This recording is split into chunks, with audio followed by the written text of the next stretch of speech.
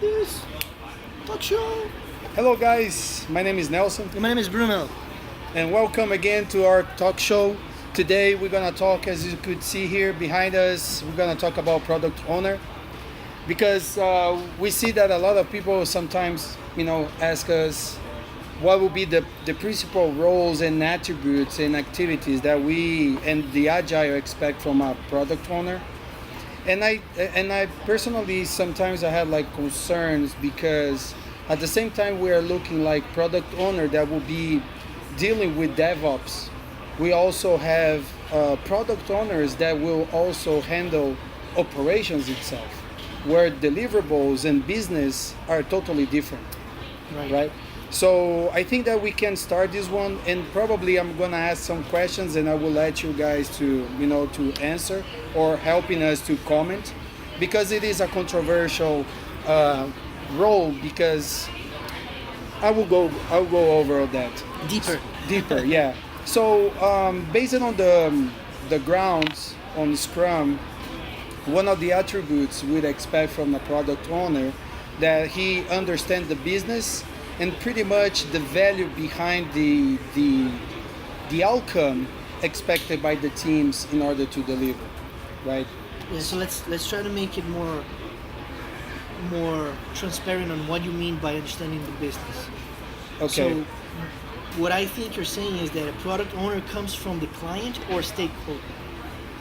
And the reason is because product owners need that knowledge in order to understand what's the value expected to be.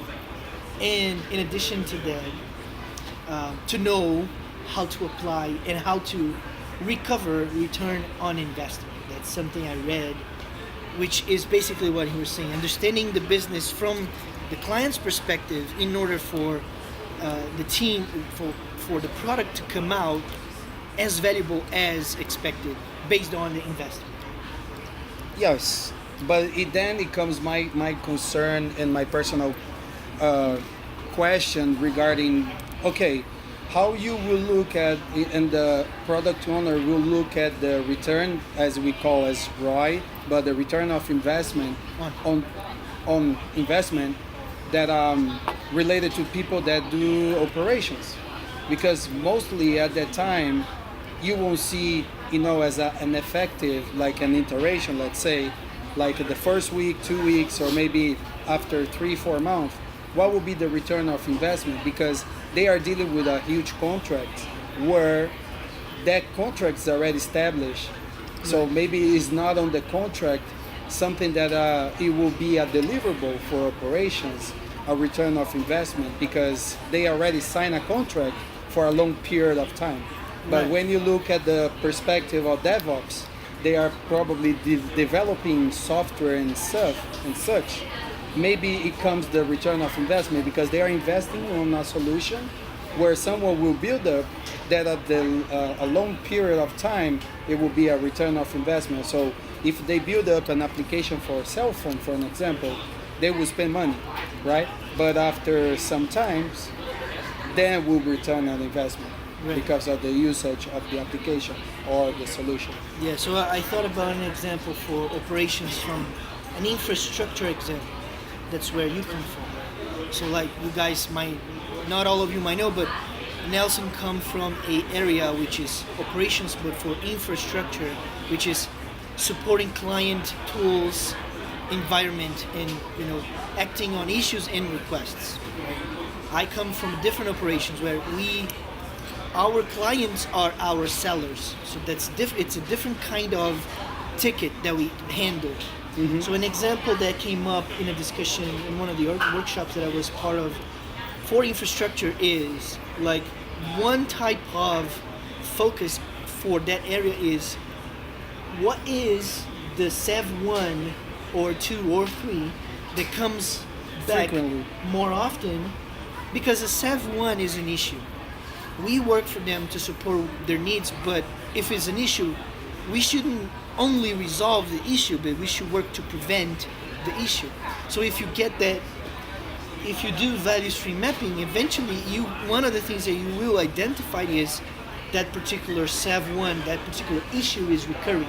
So that should be a concern and a focus. Yeah. Becomes a task, becomes a project, if you will, for improvement, right? That's so an right. example on how the PO can serve the client by helping the squad and the dev team, or the infrastructure team, to create something and eliminate problems as well. That's some kind of a ROI, as I understand.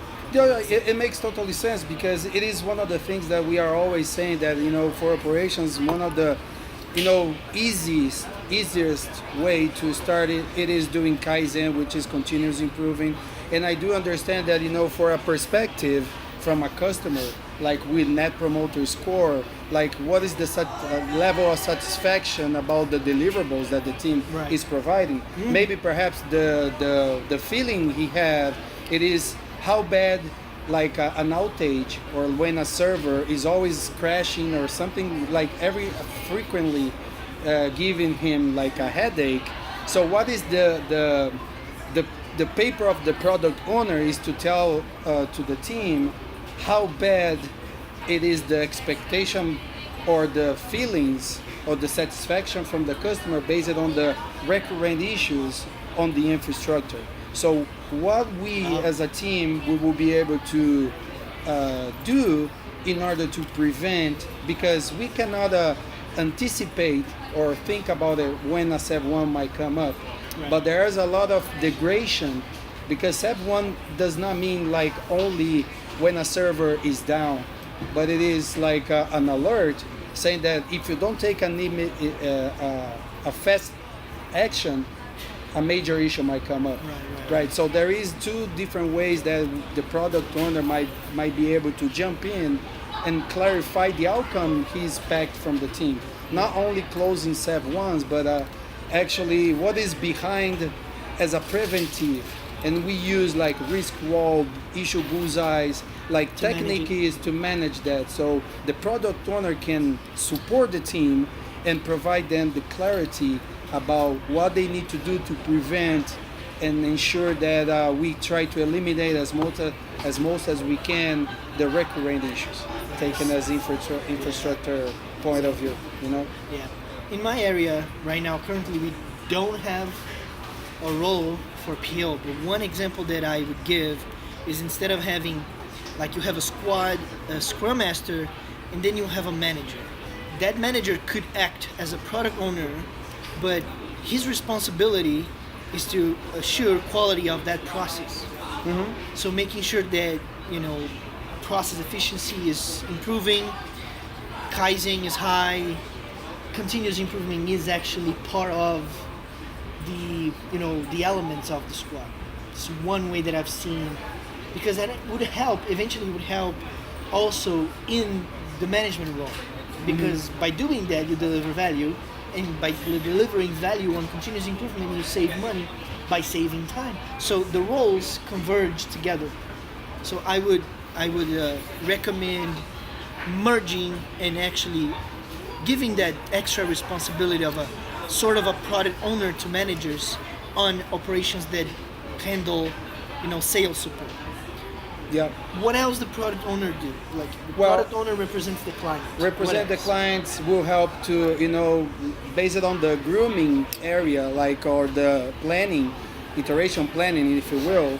It will help to support the team in order to clarify based on all the lists the team needs to do, like thinking Backlog. about the backlog.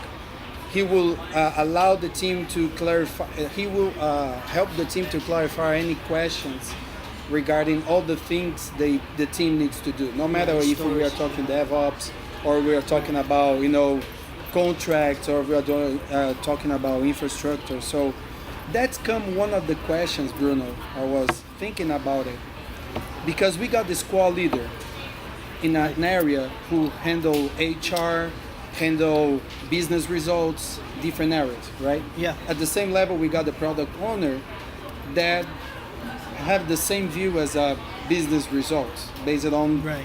So how, and it is my question, so how the product owner would allow the team to do Kaizens or something related to like improving the area, maybe bad habits, if he's looking only on the perspective of the client. Totally. So if you have like a huge backlog, Kaizen items for the team, Kaizens for the client, and operational stuff. He will look at the backlog and will say, prioritize business results, but not an environment.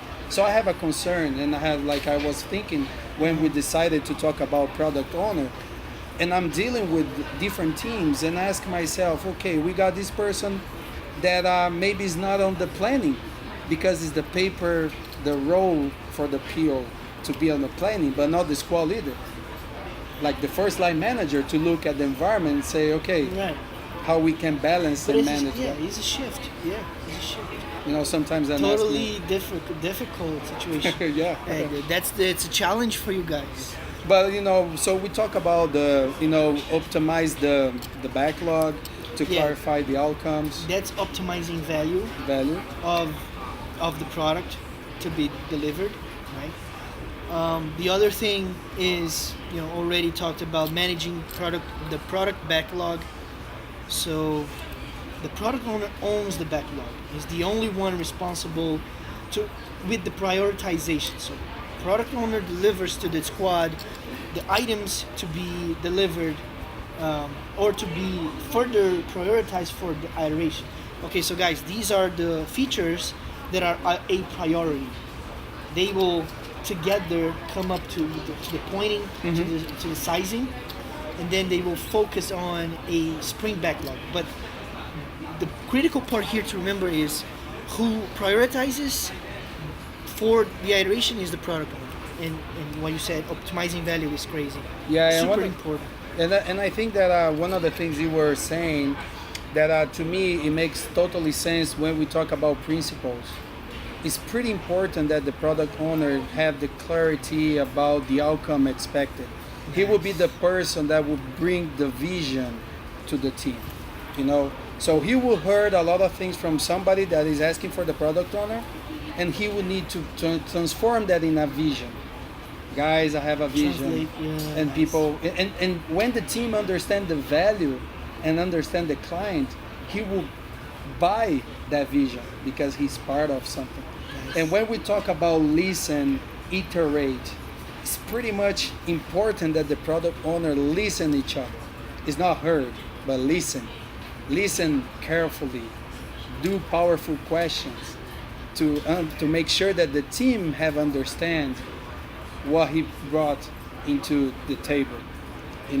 Right. So when we talk about self-direction, like the team to do it, to be empowered, he will need to put the values inside that. So the team understands why they're doing that. Clarify the vision, it connects to everything around that. Because he needs to trust on the team. He's not the manager, there is no hierarchy. He's on the same, he's flat. As the other ones, it will be at the same level. So people is not your manager.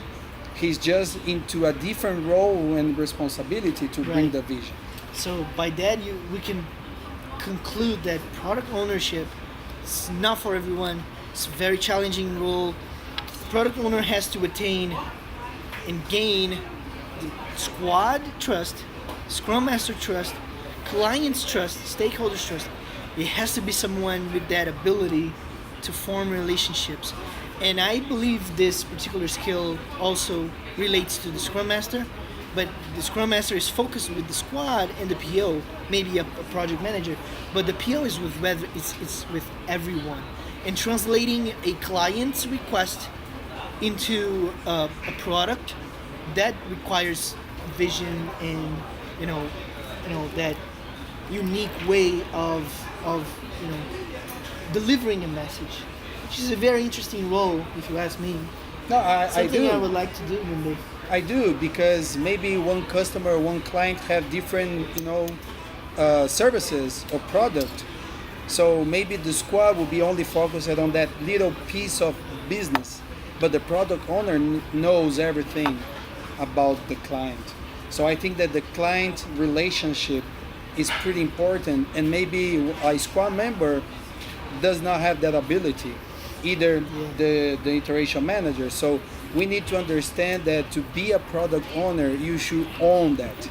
You should have all the softer skills, I would say. Right. Softer skills, not only technical, but you need to know how to treat the people Yeah. in both sides. And it makes sense when we know these roles and responsibilities. Makes sense because now when the team has any questions on if what they're coding and programming or any project they're working on, they can come to the PO and say, hey, will this work with the environment? And the PO will be able to deliver. And all these becomes this net of relationships that provides an outcome, which is a valuable product. It's beautiful. It's almost like a symphony. Yeah. You know what I mean? And I was thinking that PO needs to know how to say no and listen no as an answer. Not no, not just like simple no, I'm not going to do it, but like try to get empathy, which is one of the values, to connect with the team. Yeah. And when the team is providing the wall of work with the work IP limit, was one of the things we are talking too much in Kanban stuff. He can look at that, and during the planning, the team will say, "Man, I cannot do that because look our wall of work. Help me to from the things we have prioritized, we're gonna need to do some changes in here, so I can provide you what you think that is more valuable for the client." And the client, we are not saying just the end user, but like large companies.